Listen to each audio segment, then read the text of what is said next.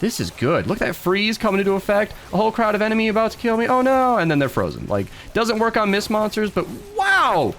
Wow, wow, wow. That is so good. That is so good.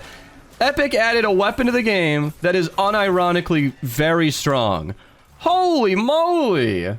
Boy, do I have a lot to talk about. We got an update this morning featuring a new Ventures map replacing Mild Meadows, which is honestly exciting in its own right. We're going to make a whole video covering that. I'll give you one of the pictures that Archer sent. This is one half of the map. Apparently, there's a lot going on underground. This is replacing Mild Meadows, and it is going to be very cool. But with that, we also got a nice little bug fix. So if you like to use, traps like this one where you're here, let me just switch my screen here. Heals attached, heals your builds every 10 seconds. That is now finally fixed.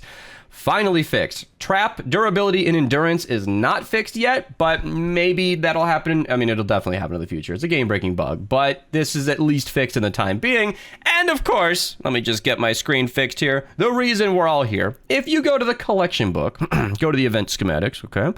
Go over to the holiday section and scroll all the way down. There is a brand new weapon coming soon. Now, this weapon is technically voucherable. If you have a research voucher, you can get it early. I do not recommend doing this if you are low on vouchers. If you're a new player, you're returning to the game, and you only have a few weapon vouchers, I will have a video linked down below on how to spend those weapon vouchers efficiently. This weapon should be in the event shop probably with the start of the season, if not throughout the season. So if you could be a little patient, maybe get one from a friend of yours. You don't need to spend a voucher on this. But if you don't care like I didn't, you could just voucher it like I already did. We got 2 copies ready to go. So I have one. We can just sort of look it over now. The attack speed on this weapon is actually pretty good. Its base attack speed, I believe, is like faster than the Ravager. Its base crit chance is better than that. And its perks are really weird. So we only have all the normal perks up here. Damage is the best I can really do if we're trying to do damage. We have one attack speed perk, which replaces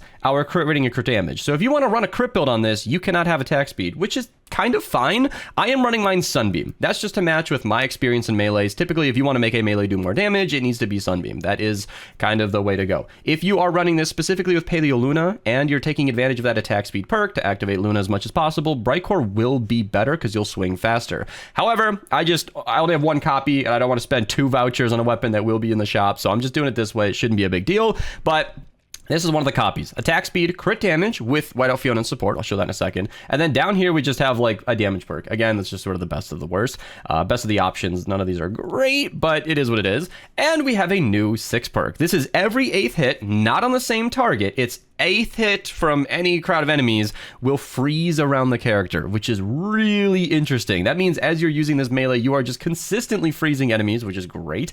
And this is the build that I'm going to be using up here, and then we'll show the other copy. I'm just going to be starting with, let's just show the Paleo Luna build at first. This is just like the most basic build that a Luna build can be. Blast in the Past, Hide, Vigor, Battle Beat to swing faster, Anatomy Lessons, as mentioned from Whiteout Fiona, just to increase the crit chance, and Coconuts, because that's the only thing that's really going to heal Blast in the Past efficiently. It's just kind of what you got to do. But the other build is a totally rocking out build. This is the one that we're going to be starting with. It's Lotus Assassin Sarah. By the way, this is just like a Founders hero. Assassin Sarah, base game hero, same exact character. We'll do the same thing. Ups your attack by quite a bit. Totally rocking out. Fumble Battle Beat just to swing faster and activate the team perk. And then of course we got Whiteout Fiona again because, totally rocking out's not going to be active 24/7. Corrosive Strikes, which is a great support hero just to do some extra damage from those crits. And then Monster Smash to keep us alive. Arlene Iza is one of the heroes in the event shop. Super worth picking her up. Very, very strong hero just because keeping you alive is nice.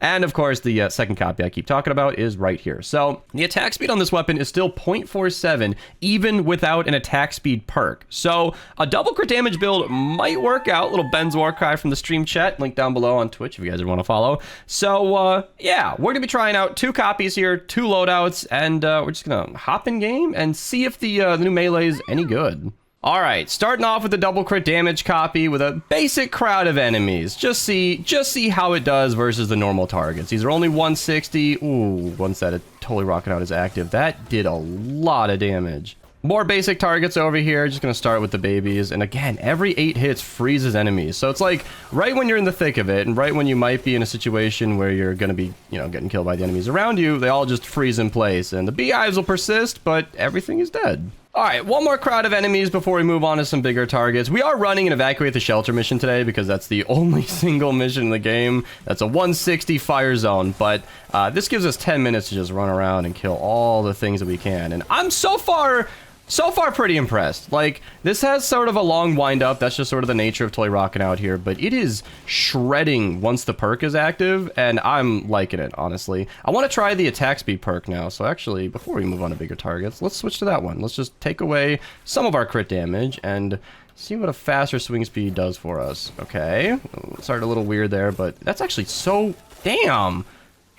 Every time I'm starting to analyze this weapon, the enemies in front of me are dead. One of the things I don't love about melee is having to track them down, the enemies, but wow. Okay, we have a Mist monster up here. So I'm going to work my way up like a dungeon in a video game. We're just going to do all the enemies down here, kill the enemy right here, kill these guys, hopefully activate Battle Beat, and shred a Mist monster. That's solid. All right, so this is one of the most brutal encampments in the game. This is like the most unfair way to test this weapon that I can think of. And it's also a good way actually to demonstrate that the freeze does not go through Riot Huskies. So it does affect Riot Huskies, but you need to sort of be behind them. It's not ideal, but I guess it makes some sense. The freeze though is definitely coming into play. Like, I started by tempering expectations and saying this is a brutal encampment, but freezing a lot of the big boys right before they attack me is going a long way. I noticed this a lot in the ear splitter video. Thank you, AS47, for that suggestion, where when you're activating the dancing enemies perk, you are just making yourself invincible for a short while. That made much better use of it. Every 8 hits is kind of a lot, especially when I don't have Blast in the Past, or I'm sorry, when I don't have Toy Rockin' Out active. When the defense begins and I get some traps down, it'll be a lot more prevalent because this is tough. This is tough. I am not activating Battle Beat nearly fast enough. It would help a lot. Like, that entire clip had no Toy Rockin' Out, so this definitely requires some setup and finesse. I think if you're going to try this build, wafers would be a lot more useful, or Paleo Luna and support. Paleo Luna has cut Battle Beat's activation time in half for basically forever. It's a bug, but it's a thing that we can all do very easily. So Paleo Luna and support and or wafers might go a long way in making this more effective, but these are just some notes. Well, the defense has begun. I need to go panic down some traps real quick to activate Battle Beat more. That's not where that's supposed to go. It was meant to be up here. Hopefully they'll get broken, but let's run away a little bit. Maybe Dragon Slash. Here we go. So this is what I want to see. I want to kill him, kill him. Where are these Mist monsters going? I swear there was one over here. Here, okay. I want to see with Battle Beat active, Toy Rockin' Out. Okay, that's what I'm talking about. Like, I had people in the stream audience. We got about 400 people watching this demonstration live, and a lot of people were disappointed immediately in an unused clip at the beginning of this video. And I was like, guys, you haven't seen anything. This weapon has been shown, like, in a nerfed state for most of this video so far, because you really need to be activating Toy Rockin' Out consistently. And Luna and support, as mentioned, would have helped. Wafers would have been a lot more consistent. But when the defense begins, and the enemies are power level 250 instead of 160, and it's time to actually kill some big enemies, this is really holding up. This is really nice. Obviously, slowing pools is really sucking right now, and I'm dying being able to, you know, walk like I'm walking through mud, but when Toy Rockin' Out is active, this thing is shredding. Thank you, teammate, for the support. Flex, can you maybe go anywhere else while I demonstrate the weapon? I think it's okay because he's using the same weapon, and we're doing a great job here. Perfect. Spawned right on me. Look at that. 250 power level blaster, dead before he had a chance to respond. Using my Dragon Slash is always a good idea. Like, I like to demonstrate these weapons and not use my abilities too much, just for the sake of giving you guys a clear look at the weapon. But if you are going to replicate this loadout, maybe using my notes from earlier to make it a better experience for yourself, using your abilities is good. Dragon Slash simultaneously moves you faster and kills off a lot of the babier enemies, activating Toy Rockin' Out more consistently and generally just making you a more effective player. So definitely should be using Dragon Slash, but so far, I am quite impressed. When this weapon's actually charged up, it's doing great. Also, I was going to make a cut right there, but yeah, the little energy bug is a thing. This is a great choke point. So I've defended this a lot on my channel and in general. I think we've all, if you've been playing long enough, seen this exact corner right here. It is gorgeous. Poor Flaxes. I tell him to give me some space and then I just follow him. That's my bad. But this is great. All these enemies just walking up into a slaughterhouse. This is awesome. I mentioned Arlene Iza and how important she was earlier, and you can see my health value right now demonstrating exactly that. The freeze is protecting me from more damage than I would be taking. Arlene Iza is keeping me alive as fast as I'm killing them. Battle Beat is activating Totally Rockin' Out, which is not only healing me as well, but giving me more crit chance and generally just making me a more effective player. This is really strong. I ran out of enemies and the beehives are building up, but that is a strong showcase. All right, we actually have some smashers spawning. I'm trying to activate Toy Rockin' Out before we kill one because I really want to see what this weapon could do all charged up, but it looks like this is going to be really tough. We're failing the mission right now with a mini-boss just bullying us. It seems like everybody in the party is way more excited about the new weapon than actually prepping the defense, and I myself am guilty of that, but here we go. Toy Rockin' Out active on a smasher with help from a teammate, which is spoiling my vision here, but pretty good, pretty good. Really messy mission overall. This is probably a hard video to watch, like with the amount of colors flying around, but honestly, pretty solid. Again, we don't have Toy Rockin' Out active right here, so temper your expectations, temper your opinion here, but maybe we can get it active. There we go. I don't know what's healing, like what's actually Toy Rockin' Out. Oh, there we go. Toy Rockin' Out active. Look at that health. Look at it go down. That's actually really good. Like, that's solid damage. This is amazing. We haven't had like a really good melee get added to save the world in 3 years. Literally, we have not had a new melee in 3 years. So to be able to see this kind of damage is so nice. So nice. Okay, there we go. Going to these guys right here. Kill them just like that. Smasher charges away as soon as I get Totally Rockin' Out active. 3 at once. So the freeze does not affect mist monsters. I don't think I mentioned that, but I've definitely demonstrated it. Not doing too much damage there because it's really hard to get my team perk activated in a mission that I didn't prep properly and utilize it well on a full health target. So I'm gonna keep trying. All right, it's happening. We got a horde of enemies charging me up, and the smasher's going a different direction. Why is this video so hard to record? I'm just trying to demonstrate a new melee. Well, that's pretty much the end of this mission. Let's head into the next loadout, prep this defense a little more properly, and see what Paleoluna can do for us. All right, switching over to the Paleoluna gameplay. I am stoked because I got 17 coconuts in like 10 chests, and that is never how that goes. So Paleoluna, as expected, is pretty great. Any loadout that has like a decent attack speed in Luna is going to do really well. Obviously, I record my videos in stacked lobbies in the 160s because that's just the best a weapon can do, and I think that's a great place to showcase things. So obviously off to a pretty great start. All right, cleaning up some basic enemies, kind of, you know, unsurprising. You can see that Battle Beat is activating a lot quicker than usual. As mentioned, I'm playing it off like I knew this forever, but I learned this literally today, that Paleoluna reduces the Battle Beat activation in half. So instead of like 10 or 9 in support, it's 5. And of course, we're using Paleoluna in the lead. So we're going to be swinging a lot faster. And Battle Beat's actually really good with a Luna build. Let me talk about that for a second. I have a best ninja loadouts video linked down below if you guys really want to build a melee build. But I will say right now that swinging faster is paramount. The two things that matter with Paleoluna is attack speed and health value. So when you're activating both of those, you know, we're just got Battle Beat, Anatomy Lessons, that's a little bit of damage. That's all you really care about with Luna is attack speed and health. Anatomy Lessons does make the weapon a little bit more viable. It's an okay choice, but that's why I don't want to start this video with Luna. That's why we did Toy Rockin' Out at the very beginning, because I wanted to see what this weapon could do with weapon damage alone and Toy Rockin' Out helping it. So Paleoluna is less about this weapon being great and more about,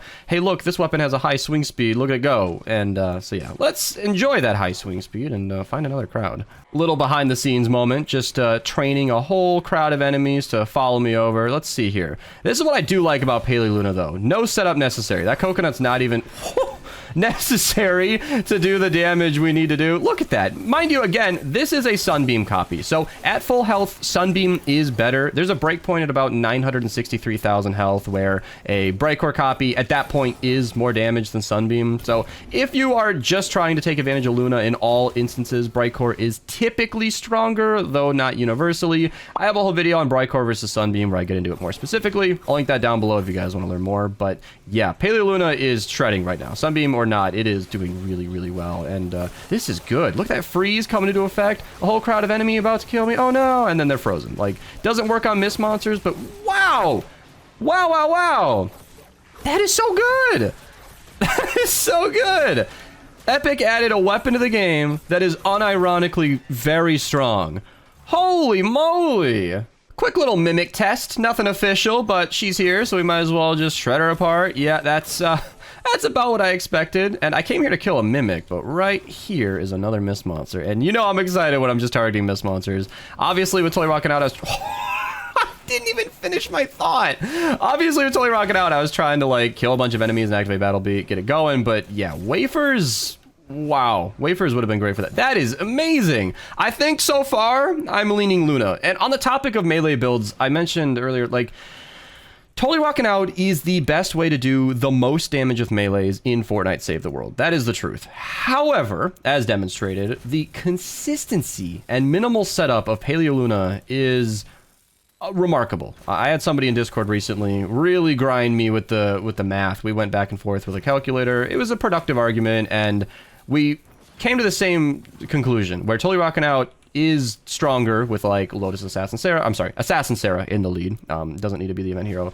And that is like more damage technically, but Totally Rockin' Out, as shown, is not always active. And even if you play better than I did here today, I think I'm leaning Paleo Luna as the best melee. I know that's not like the conversation that we had at hand today, but it's on my mind, and I think Luna just securing her position again as the queen of melees. All right, more Paleo Luna gameplay. Here we go. So I was freaking out prior to recording this because I was just casually cleaning up some enemies while I was talking with a Walrus Archer in the stream, and wow, this weapon is insane. A little unfortunate that it's nighttime for the video, but I've been recording my videos in 1440p, switching off between pseudo 4K, trying some stuff out. The high resolution, damn the damage, look at it go.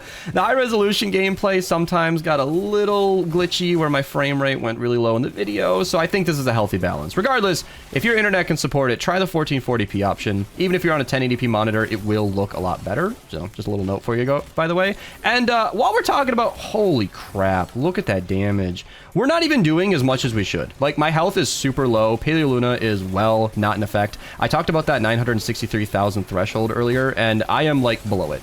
Like, I'm at a million right now, but right now, as I'm speaking, Brightcore would be stronger. So that's why I was talking about Brightcore being a little better, usually earlier. And this is also why I'm using coconuts, because you can see that I can just spam click as much as I can and get my health back up. Coconuts are very, very good. And I've gotten very lucky this game. But on the note of visuals, let me let Shadow Stance run out here. Some of you might care about cosmetics. I have my cute little blue Lexa with the ice theme. And here, maybe my weapon can show it. I don't know. I had a winter aesthetic already active just because I felt like it yesterday. And then a new ice weapon comes to the game. So I feel like the matching right now is on point, and I'm digging it. So we have seen this weapon shred normal enemies enough. Let's see if I can prioritize some bigger targets. All right, here we go. Full health. Coming in. Well, full health enemy. I'm not really full health. I love that. Like, it's interesting to know that while the coconut is healing me, my health is just ramping up and up and up, and it's just showing so well. By the way, we haven't talked about it at all to this game, but the heavy attack is super standard. It's unremarkable. These heavy attacks on melees have consistently been pretty not great. Like, I'm pretty sure the heavy attack actually swings slower than the normal swing speed. So we would actually do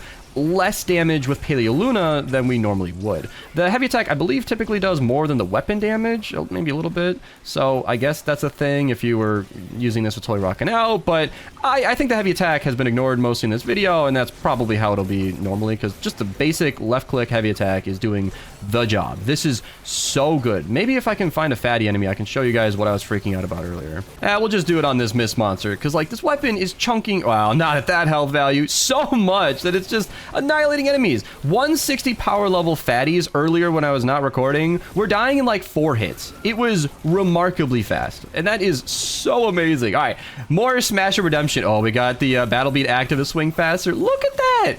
Look at that. I mean, it's not the fastest smasher kill you've ever seen. I just made a video recently on the Ravager one-shotting smashers. No, that is not clickbait. It happened a lot in that video, but still, that is so consistent. That is so consistent. I am so excited to have a weapon that's new to the game that's like actually really good. Obviously, the Discharger has spoiled us lately, and oh, this is what I'm talking about. This is what I was talking about. Look at the death. Look at how quickly it dies. This is so strong. I'm so happy to have a new weapon that's actually viable.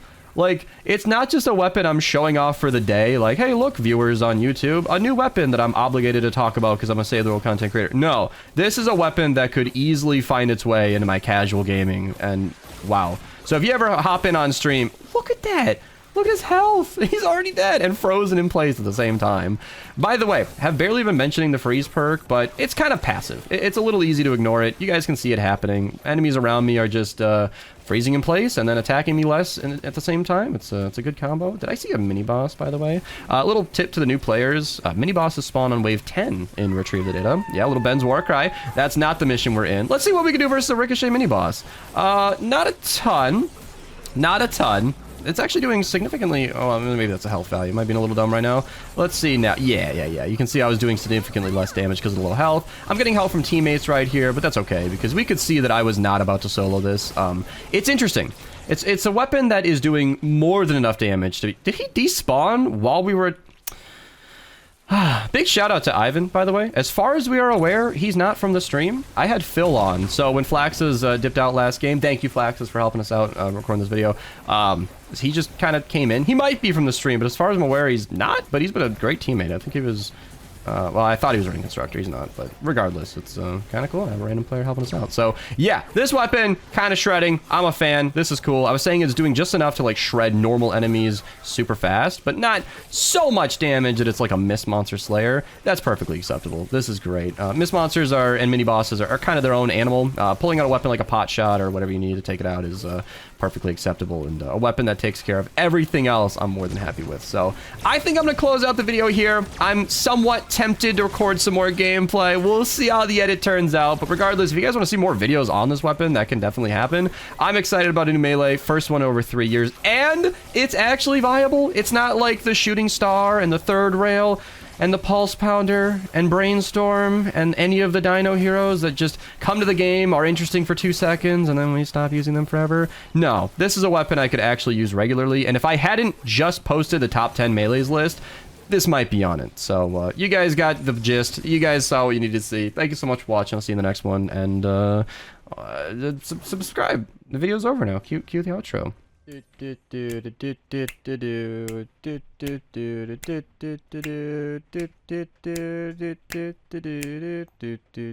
then